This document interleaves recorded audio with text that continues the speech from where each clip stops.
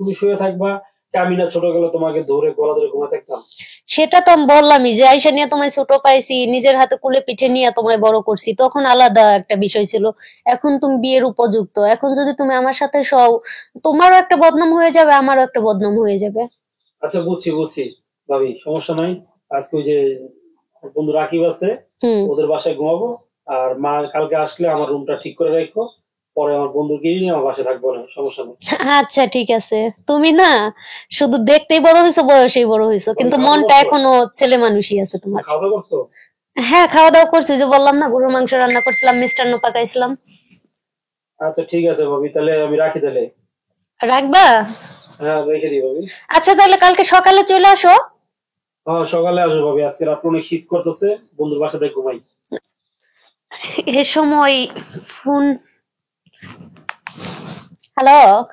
আসসালামু আলাইকুম ভাবি, কেমন আছেন? ওয়ালাইকুম আসসালাম। আমার রসের দাউরা, আমার কথা মনে পড়ছে? হুম, মনে তো পড়ে সব সময় ভাবি। হ্যাঁ, এজন্যই তো ফোন দেওয়ার সময় পাও না, তাই না? না আসলে কি ভাবি, ওই যে আজকে আমাদের এখানে যাত্রা হলো না, হুম। তো যাত্রা হয়েছে ওইখানে আর কি যাবো। প্রচুর ঠান্ডা ভাই বুঝছো, বাইরে প্রচুর শীত। সেটাই তো দেখতেছি, ঠান্ডা লাগে বুঝছো। পুরো না ভাই, প্রচুর ঠান্ডা। যাই ওই যাই, ওইখানে দেখে দেখে আসলাম। তো ভাবলাম আসলে কি ভাবির একটু ফোন দেই, ভাবির কি অবস্থা। আচ্ছা, আজকে না হয় যাত্রা, এজন্য তোমার এত তাড়া আছে, ফোন দিতে পারো না। গত 15 দিন যাবত তুমি আমায় একটা ফোন দিছো। আসলে ভাবি একটু কি বলবো, খেলাধুলা নিয়ে ব্যস্ত ছিলাম বুঝছো, ওই যে আমাদের মাঠে খেলা ছিল, তো টিম হুম। নিয়ে 2 সপ্তাহ ধরে খেলা নিয়ে দৌড়তেছি। তুমি তো ফুটবল পাইলে বাড়ির কথা আর মন থাকে না, তাই না? তুমি তো জানোই যে আমার ফুটবলের প্রতি কতটা মানে নেশা, বল পাইলে আমার কিছু লাগে না। ঠিকই আছে। এদিকে তোমার ভাইয়ে ফোনে সময় দেয় না, ওদিকে তুমি ফোনে সময় দাও না। মানে তারে যখনই ফোন দেই সে কাজ নিয়ে ব্যস্ত, তোমারে যখনই ফোন দেই তুমি নাইলে বল নিয়ে ব্যস্ত, নাইলে তুমি যাত্রা নিয়ে ব্যস্ত। কেন ওই দিন না ভাই না, এই যে গত মাস আইসা গেল। গেল, কিন্তু থাকছে কয়দিন? মাত্র 2 মাস। ও আচ্ছা আচ্ছা, তো ভাই তো আসে, তোমাকে তো তাও একটু সময় টময় দেওয়া যায়। আর তোমার ভাইয়ের কথা বলো না, তোমার ভাই আসে ঠিকই, কিন্তু তোমার ভাইয়ের কি ওরকম সময় আছে যে সময় আমারে দেবে? কি বলবো? তোমার ভাইয়ের তো এত তাড়াহুড়া, আসলো বন্ধু বান্ধবদের কি কি জিনিস নিয়ে আসলো, সেগুলো বিলাইতে গেল, আবার বোনের বাড়ি গেল, মানে ওই আত্মীয় বাড়ি খাইতে খাইতে কোন কোন জায়গা দিয়ে যে 2 মাস পার হয়ে গেছে বুঝতেই পারি নাই। ও আচ্ছা আচ্ছা, তাই নাকি? যাক ভাবি, বাসা কে আজকে? হুম। বাসায় তো আমি একা একা আছি। মানে তোমার মা তো যে তোমার বোনের বাড়ি গেছে। ও আচ্ছা, আমি তো ভাবলাম যে আজকে বাসায় যাবো। আসো, সমস্যা নাই, বাসায় রান্না বাড়া আছে। গরুর মাংস রান্না করছি, আর একটু মিষ্টান্ন পাকাইছিলাম, ওই যে দিয়ে দিছি আপার জন্য, বড় আপার জন্য একটু দিয়ে দিছি আর কি। বাসায় যাবো, আমি তো জানোই যে ভাবি আমার রুমে সমস্যা, ঘুমাইতে পারি না, ভয় লাগে বুঝছো। ওই জন্য বাসায় যেন এই যে বন্ধুগুলোকে থাকি, তুমি তো জানোই। সেজন্যই তো বলি তাড়াতাড়ি একটা বিয়ে করে নেও। না ভাবি, এখনো বিয়ের বয়স হয়নি আমার। আমার একা থাকতে দিতে ভালো লাগে, তাই না? এদিকে তোমার ভাই থাকে বিদেশ, তুমি থাকো বাসায়, তোমার মা যায় যে নিজের মেয়ের বাড়িতে, আর আমি বাসায় একা একা থাকি, তাতে ভালো লাগে। তুমি বিয়ে করলে তো তোমার বউর সাথে একটু আড্ডা দিয়ে, তোমার বউর সাথে কাজ করে আমার সময়টা কাটে। আসলে কি ভাবি, আমি বিয়ে করতে আমার ভয় লাগে বুঝছো।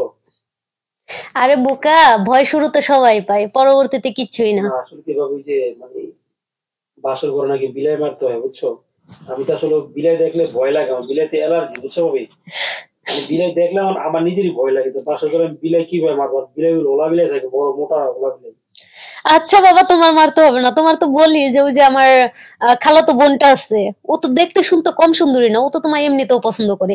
ওরে যদি বিয়ে করো, বিড়ালটা না হয় ওই নিজেই মেরে দেবো। না ভাবি আসলে দেখো, আমি আমি নিজে বিলাই দেখলে ভয় পাই। আর রুমের ভিতরে 2 জন থাকবো, এবং বিলাই যদি আসে যে কামড় টামড় দেয়, আর আমার যে সম্পদ, যে সম্পদ যদি কামড় দেয়, আমি তো শেষ। আরে বোকা, তুমি বুঝো না, বুঝো না, এই বয়সে মানুষ মেয়েদের পেছনে ঘুরে। আর আমার খালাতো বোন ওই যে সীমা, সীমা তো অল টাইম তোমার পেছনে ঘুরে, কিন্তু তুমি তো বুঝোই না কিছু। না বুঝি কিন্তু আসলে ভাবি সীমার আমারও ভালো লাগে, কিন্তু আমিও তোমার কইতে পারি না বন্ধুরা বুঝছো। তুমি শুধু রাজি হয়ে যাও, আম্মারে রাজি করানোর দায়িত্ব হচ্ছে আমার নিজের। আচ্ছা যাই হোক ভাবি, এখন বিষয়টা হচ্ছে কি, আচ্ছা ভাবি, হুম। তাহলে আজকে রাত্রে আমি তোমার রুমে শোবো। আরে পাগল নাকি তুমি? এখানে তোমার ভাই দেশের বাইরে, তোমার আম্মা গেছে যে তোমার বোনের বাড়িতে, তুমি যদি এখানে সব এলাকার মানুষ জানাজানি হলে তো মানে অন্য একটা অপবাদ চলে আসবে, তুমি বুঝো আরে না কেন? তুমি বুঝতেছো না, আমাকে বাসায় আমি তোমার রুমে শোবো। আমি একলা, আমি বললাম না একলা ঘুমাইতে পারি না আমার রুমে। আমি তোমার রুমে তোমার লগে শোবো, সমস্যা কি? তা বুঝি, দেখো তোমারে আমি এই বাড়িতে এসে ছোট পাইছি, ছোট পায়ে কিন্তু তোমার আমি নিজের হাতে কুলে পিঠে নিয়ে তারপর বড় করছি। আমি জানি তুমি আমায় অনেক সম্মান করো, কিন্তু এলাকার মানুষজন যদি জানে আমরা দেবর ভাবে এক রুমে, ওরা কিন্তু অন্য মাইন্ডে নেবে, বুঝো না কেন? আরে বুঝছি তো, আমি তো শুয়ে থাকবো, তুমি শুয়ে থাকবা। কে আমি না ছোটবেলা তোমাকে ধরে গলা ধরে ঘুমাতে থাকতাম? সেটা তো আমি বললামই যে আইসা নিয়ে তোমায় ছোট পাইছি, নিজের হাতে কুলে পিঠে নিয়ে তোমায় বড় করছি, তখন আলাদা একটা বিষয় ছিল। এখন তুমি বিয়ের উপযুক্ত, এখন যদি তুমি আমার সাথে সও, তোমারও একটা বদনাম হয়ে যাবে, আমারও একটা বদনাম হয়ে যাবে। আচ্ছা বুঝছি বুঝছি ভাবি, সমস্যা নাই। আজকে ওই যে বন্ধু রাকিব আছে, হুম। ওদের বাসায় ঘুমাবো। আর মা কালকে আসলে আমার রুমটা ঠিক করে রাখো। পরে আমার বন্ধুকে নিয়ে আমার বাসায় থাকবো না, সমস্যা নেই।